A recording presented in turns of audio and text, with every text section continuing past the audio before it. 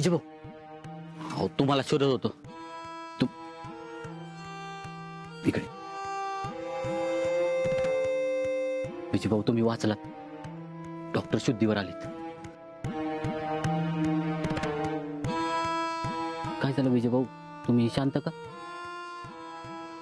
तुम्ही हल्ला केला होता हे कोणी बघितलं होतं का? त्याने स्वतः. डॉक्टरनी? हे कसं शक्य? का? कारण आता पोलीस डॉक्टरांना विचारत होते की तुमचा कोणावर संशय आहे का. तर तुम्ही काय धमकी बिमकी दिली होती का पोलीस स्टेशनला जाऊन? हां, मग तेच विचारत होते की तुम्ही तर हल्ला केला नसेल ना. मग त्याने नाव घेतलं असेल माझं. नाही. कसं शक्य आहे? होय ना. डॉक्टर बोलले मिस्टर विजय माझे चांगले मित्र आहेत. ते रागाच्या भरात बोलले असतील आणि असं काय करतील असं वाटत नाही. डॉक्टर असं बोलला? होय ना. अहो मी माझ्या कानाने ऐकले आणि डोळ्यांनी पाहिले. म्हणजे मला आधी त्यांचा राग यायचा, पण आता थोडा थोडा विश्वास बसायला लागलाय बघा. ते तुमच्या बाजूने बोलले ना, तर बजा म्हणतो तसं देव माणूस बिव माणूस वाटायला लागले. अरे नाही येतो देव माणूस. गोड बोलून केसाने गळा कापणारा माणूस येतो. त्याच्या मागे पण त्याचा काहीतरी डाव असणार. हे सगळं जगाला दाखवण्यासाठी ना चांगुलपणाची नाटकं करतो. रेश्मासोबतही असाच गोड बोलला. हसली बिचारी. तुम्ही सगळे ठेवा त्याच्यावर विश्वास. माझा त्याच्यावर विश्वास नाहीये. मी रेश्माला न्याय मिळवून दिल्याशिवाय गप्प बसणार नाही.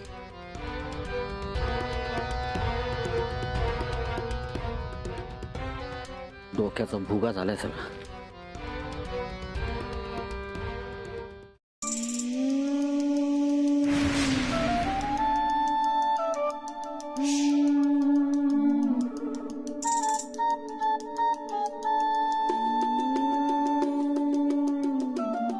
तुम्हाला भेटायला कोणी वकील मॅडम आलेत. बरं ठीक आहे, पाठवा त्यांना.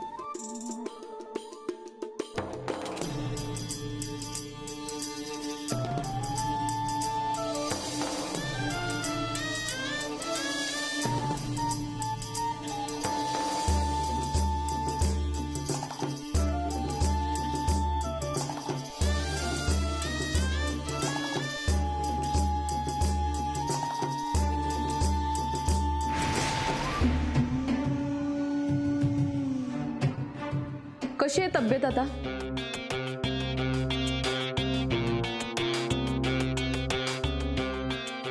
त्रास होतोय अजून, म्हणजे वेदना होत आहेत खूप. अरे तुम्ही उभ्या का, बसा ना. नाही ठीक आहे, मी थोडी घाईतच आहे. थँक्यू. कशासाठी? नाही, तुम्ही घाईत असताना सुद्धा मला भेटायला आलात, बरं वाटलं. हा माझ्या कामाचा एक भाग आहे म्हणून आलीये मी. मॅडम तुम्ही आलात हे महत्वाचं. कोर्टाची पुढची तारीख घेण्यासाठी पेशंट किती रिकवर झालाय हे बघण्यासाठी आलीये. कारण काहीही असो, तुम्ही आलात हे महत्वाचं. बरं वाटलं मला. हा बॉडी पेन होते पण काय चालायचंच. पण डॉक्टर तर म्हणाले तुम्ही ठीक झालात म्हणून. जखम जास्त गंभीर नाहीये, वरच्यावर जखम झालीये. आज सगळे ऑर्गन्स ठीक आहेत. 6-7च टाके पडलेत आणि तेही 2-3 दिवसात काढतील. आणि तुम्ही तर. हो मी सुद्धा एक डॉक्टर आहे. पेशंटच्या नातेवाईकांनी जास्त घाबरून जाऊ नये म्हणून आम्ही खोटं खोटं सांगतो त्यांना. त्यांना तेवढं बरं वाटतं, पण पेशंटला आत काय वेदना होत असतील हे फक्त पेशंटलाच माहिती. ठीक आहे, लवकर बरे व्हा. कारण मला आणि पीडितांच्या नातेवाईकांना तुम्हाला लवकरात लवकर फाशीची शिक्षा झालेली बघायचंय. एक्सक्यूज मी मॅडम, एक बोलू? बोला. त्या सफेद साडीमध्ये खूप सुंदर दिसायचात तुम्ही. मी नेहमी विचार करायचो की कलरफुल साडीमध्ये कशा दिसत असाल, पण यातही खूप सुंदर दिसता. माझी इच्छा होती तुम्हाला असं बघण्याची. हा तर त्यासाठी हॉस्पिटलमध्ये असं आडवं पडावं लागेल याचा विचार नव्हता केला. ते म्हणतात ना मॅडम, जे होतं ते चांगल्यासाठीच होतं. त्यावर माझा विश्वास बसला. माझ्यावर हल्ला झाला, तुम्ही मला बघायला आला, ही साडी नेसून आला, बघून खरंच बरं वाटलं. खूप सुंदर दिसताय तुम्ही. आणि ते कानातले इयरिंग्स खरंच खूप सुंदर आहेत. मी तुमच्याशी इथे गप्पा मारायला आलेली नाहीये.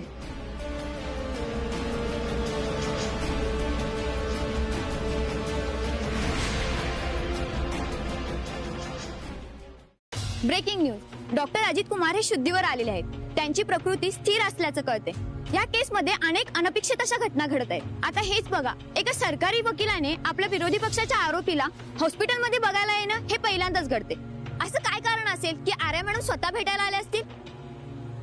आर्या मॅडम आलेल्या आहेत, आपण त्यांनाच विचारूया. चल मॅडम मॅडम मॅडम मॅडम तुम्ही इथे? हो, हा माझ्या कामाचाच एक भाग आहे. केस लवकरात लवकर सुरू व्हावी यासाठी आरोपीच्या तब्येतीची चौकशी करायला आले होते. मॅडम, कोर्टाचं काम कधीपर्यंत सुरू होईल असं तुम्हाला वाटतंय? डॉक्टरांच्या सांगण्यावरून आरोपीची प्रकृती आता स्थिर आहे, सो लवकरात लवकर कार्यवाही सुरू होईल. आरोपीने पोलिसांना काय स्टेटमेंट दिलंय आणि कोणी केला असेल हा हल्ला? हे प्रश्न तुम्ही पोलिसांना विचारा ना, मला का विचारताय? लोकांची सिंपती मिळवण्यासाठी डॉक्टरांनी स्वतः हा हल्ला घडवून आणला असेल असं तुम्हाला वाटतं का? हे ते स्वतःच सांगू शकतील. तुम्हाला काय वाटतं, डॉक्टर या केसमधून सुटतील? नाही, त्यांनी केलेले गुन्हे हे माफीच्या लायक नाहीयेत. त्यामुळे त्यांची यातून सुटका होणं शक्यच नाही आणि मी ते होऊ देणार नाही. त्यांना जास्तीत जास्त शिक्षा कशी होईल यासाठी प्रयत्न करेन. थँक्यू. मॅडम मॅडम मॅडम तुमच्याकडे काही ठोस पुरावे आहेत का? मॅडम मॅडम तर ह्या होत्या आर्या मॅडम. डॉक्टरांवर हल्ला कोणी केला आणि त्यांना शिक्षा होणार की नाही हे आपल्याला लवकरच कळेल.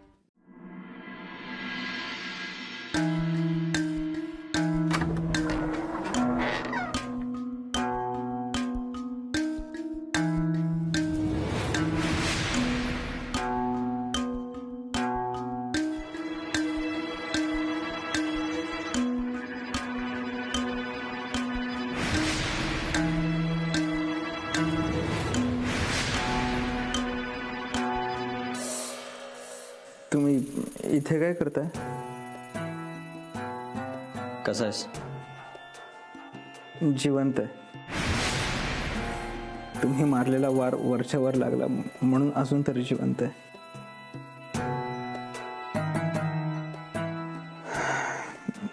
मी समजू शकतो रागाच्या भरात तुमच्याकडून हे सगळं झालंय. घाबरू नका, मी पोलिसांना यातलं काही सांगणार नाही. तुमच्या ठिकाणी मी जरी असो तरी हेच केलं असतं. माझ्या बायकोला कोणी काय बोललं असतं तर मी सुद्धा हेच केलं असतं ना. घाबरू नका, मी तुमचं नाव कुठेच येऊ देणार नाही.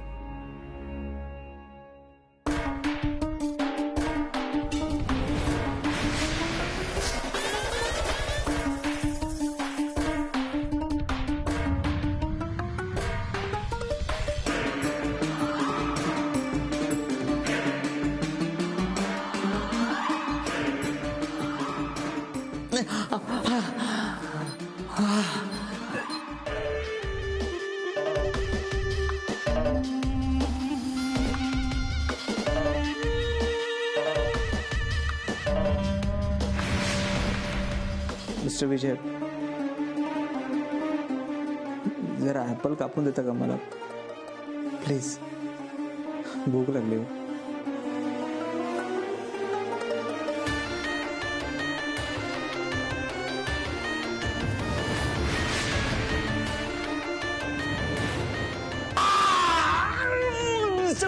काय करताय तुम्ही? मी काय बिघडवलंय तुमचं? चोरा गेलाय. काय करताय तुम्ही? तुम्हाला जीव घ्यायचा का माझा? घ्या घ्या तुमच्या जीवाला. मी काय केलं? काय करता तुम्ही? बजा रे, हे बघ. ए बजा, मी काय नाही केलं. हा नाटक करतोय. एक नंबरचा खोटारडा माणूस हा. मी काय खोटं बोलतो मिस्टर विजय? खोटं बाहेर मला मारण्याचा प्रयत्न केला होता, मी काही नाही बोललो. आणि आता इथे सुद्धा बजा रे, तू बघ. बजा मी काही केलं नाही बजा. काय नाही केलं ना? मग चाकू काय करतो हातामध्ये? चाकू काय करतो तुमच्या हातामध्ये? बजा बजा ऐक ना बजा. मग सोडणार नाही मी तुम्हाला. माझा देव माणसाला मारलायस तू, तुला काय सोडणार नाही.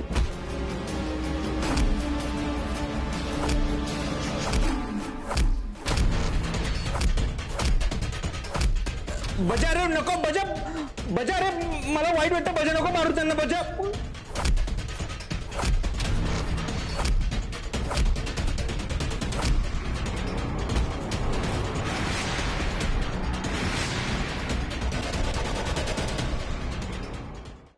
इन्स्पेक्टर साहेब ऐका माझा प्लीज. त्या दिवशी डॉक्टरांवर हल्ला मीच केला होता, पण मी आज खरंच काही नाही केलं. इन्स्पेक्टर साहेब प्लीज. ते गप्पा.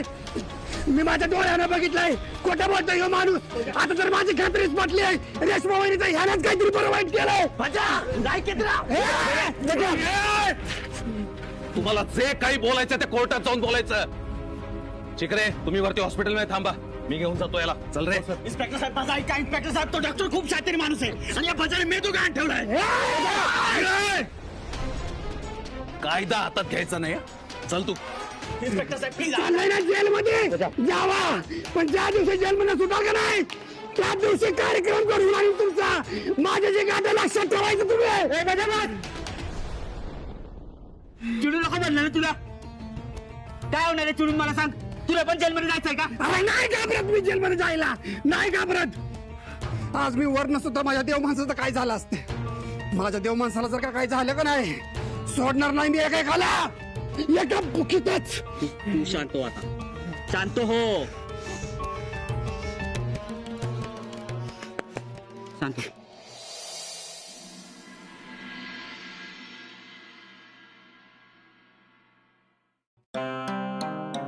अहो ठीक आहे.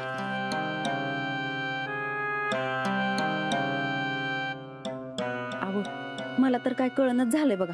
ती म्हणतात ना चांगल्या माणसाच्या वाट्याला नेहमी दुःख येतात, अडचणी येतात. त्यावर माझा विश्वास बसायला लागलाय बघा. आता डॉक्टर एवढं चांगलेत, पण त्यांच्या मागे बघा की कसं भोग लागल्यात. मंगल, एवढं सगळं होऊन बी तो माणूस कसा शांत आहे बघ, आणि संयमानं पण वागतो. आता एखाद्याच्या वाट्याला जर असं दुःख आलं असतं तर खचून गेला असता माणूस. खरं आहे तुमचं. आता डॉक्टरांचं कौतिक करावं का वाईट वाटून घ्यावं हेच कळणं झालंय मला. तो कोण कुठला डॉक्टर ना रक्ताचा ना नात्याचा, त्याच्याबद्दल बरं का वाईट वाटतंय. आणि इथं माझा नवरा किती दिवसापासून जेलात गेलाय. कसा राहत असेल, काय करत असेल, कुणाला काय पडलं नाही त्याचं. अगं अक्का, असं काय बोलतेस तू? काळजी वाटते दाजींची आम्हाला बी. काय म्हणलात? डॉक्टर ना रक्ताचं ना नात्याचं? ती या घरचं होणारं जावई हे विसरू नका.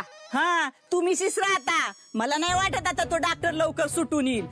आता डिंपीसाठी दुसरी पोरं बघायला सुरुवात करा. त्या डॉक्टरची जर वाट बघत बसले ना तर पोरगी आयुष्यभर बिन लागण्याची राहीन. अहो अक्का काय बोलताय? हा चांगलं बोलता येत नसेल ना वाईट तर चितू नका.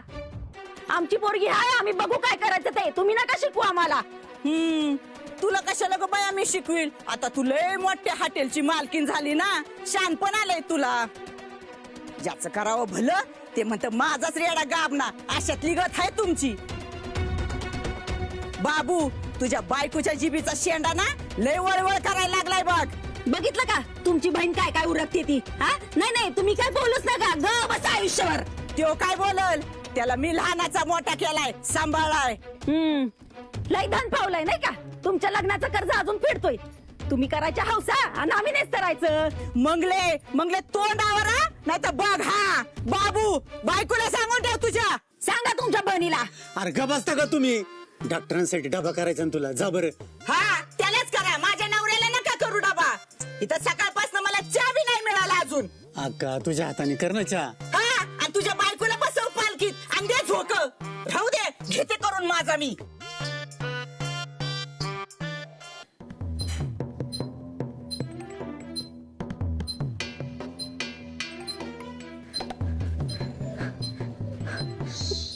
डॉक्टर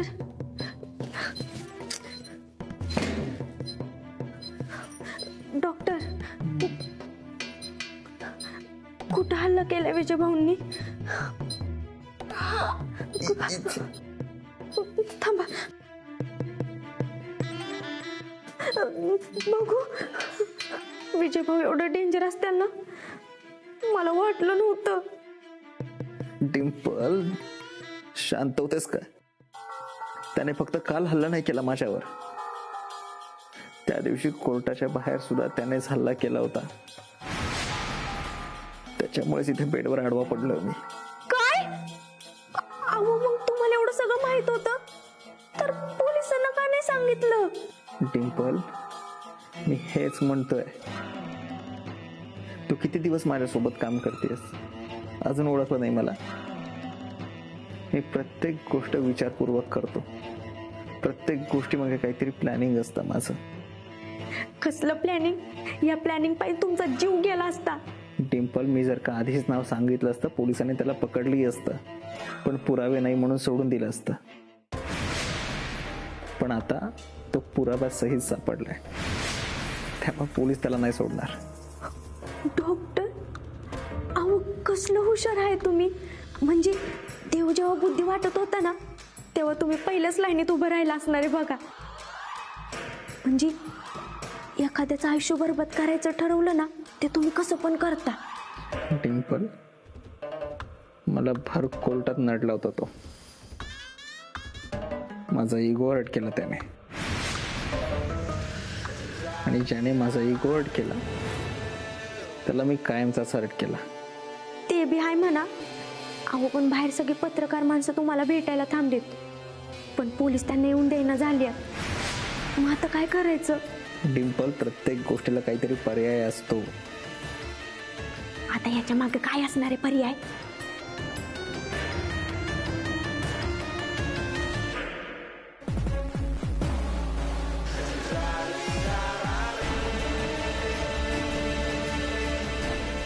काय? हे सगळं मी बोलू? हो.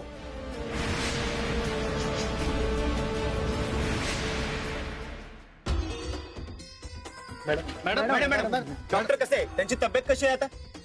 बरे आहेत ते. त्यांची तब्येत जर बरी असेल तर त्यांना आम्ही भेटू शकतो का? नाही, डॉक्टरांनी त्यांना भेटायची परमिशन नाही दिली. तुम्हाला जे काय विचारायचं आहे ते मला विचारा. त्यांच्यावर पुन्हा हल्ला झालाय का? वय हा हल्ला गावातील मिस्टर विजय यांनीच केलाय, हे खरं आहे का? वय खरं आहे. त्यावर डॉक्टरांची काय प्रतिक्रिया आहे? अहो काय प्रतिक्रिया असणार? डॉक्टरांना विजय भाऊचा अजिबात राग आला नाही, फक्त वाईट वाटलंय बघा. त्यांचं एवढंच म्हणणं आहे की सगळं गाव माझं आहे, त्यामुळे विजय भाऊंचा त्यांना अजिबात राग नाही आलेला. त्यांचं फक्त एवढंच म्हणणं आहे की विजय भाऊंचं कोणीतरी कान भरला असतील ना म्हणूनच ते असं वागले असतील. बाकी डॉक्टरांची काहीच तक्रार नाही बघा. हो, हे कसं काय शक्य आहे? त्यांच्यावर हल्ला झाला आणि ज्यांना हल्ला केलाय त्याच्याविरुद्ध त्यांची काहीच तक्रार नाही? नाही, अजिबात नाही. अहो गावातले लोक उगाच त्यांना देव माणूस म्हणतात का? ते नेहमी दुसऱ्यांचा लय विचार करतात बघा. त्यांना नेहमी वाटतं आपल्यामुळे दुसऱ्यांना त्रास होऊ नये.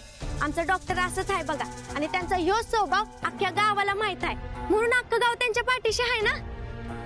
तर तुम्ही पाहिलं की डॉक्टर सर्वांना आश्चर्य वाटेल असंच काहीचं वागले. आम्ही गावातही चौकशी केली, तिथेही आम्हाला असेच काहीसे किस्से ऐकायला मिळाले. जो माणूस स्वतःवर हल्ला करणाऱ्यांना माफ करू शकतो तो माणूस किती हळव्या मनाचा असेल, आणि तो 10 गुण करू शकतो. अशा खऱ्या अर्थाने देव माणूस असणाऱ्या डॉक्टरांबाबत जे घडतंय ते चुकी बरोबर हे तुम्हीच ठरवा. कॅमेरामॅन अक्षय चौगुलेसह मी पुंडलिक परीट, बीड. हा माणूस एवढा हॉस्पिटलमध्ये घुसून हल्ला करतो आणि तुम्ही काय करत होतात? सॉरी सर, मी चहा प्यायला गेलो होतो. वाह, तुमच्या अशा हलगर्जीपणामुळे ना अख्खं पोलीस खातं बदनाम झालंय. नशीब समजा त्या देवीसिंग वरती फक्त हल्ला झाला, तो देवीसिंग पळून गेला असता तर तुमची आणि माझी दोघांची नोकरी धोक्यात आली असती. Sorry sir. इन्स्पेक्टर साहेब, माझा ऐका एकदा प्लीज, निदान ऐकून तरी घ्या. मी खरंच काय नाही केलं इन्स्पेक्टर साहेब. हा सगळा ना त्या डॉक्टरचा प्लॅन आहे. तो माझ्याशी आधी गोड गोड बोलला, नंतर त्याने स्वतःच जखमेवरची पट्टी काढली आणि आरडाओरडा सुरू केला. माझ्यावर विश्वास ठेवा, मी खरं बोलतो, मी कधीच खोटं बोलत नाही. आम्ही चौकशी करू याची. शिगरे, त्याला घेऊन जा लॉकअपमध्ये. हो सर.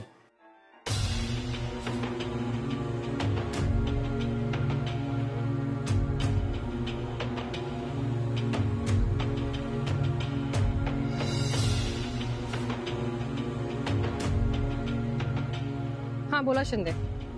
त्या देवीसिंग वरती परत एकदा हल्ला झालाय. काय? असं कसं परत हमला झाला? कोणी केलाय? तो रेशमाचा नवरा विजय. काय? तो हॉस्पिटलमध्ये जाऊन हमला करतोय आणि तुम्ही काय करत होता? काय चाललंय काय तुमचं? हे केस किती महत्वाची तुम्हाला माहिती आहे ना? मॅडम माझं एकदा नीट ऐकून घ्या. आम्ही त्या विजयला ताब्यात घेतलंय आता, पण त्याचं वेगळंच म्हणणं आहे. तो असं म्हणतोय की तो जेव्हा देवी सिंगला भेटायला गेला तेव्हा देवी सिंगने स्वतःहून त्याच्या जखमेवरची पट्टी काढली आणि हल्ला झाला असा आरडाओरडा सुरू केला. पण आम्ही अजूनही त्या विजयवरती विश्वास ठेवलेला नाही. मग ठेवा विश्वास, कारण विजय खरं बोलतोय.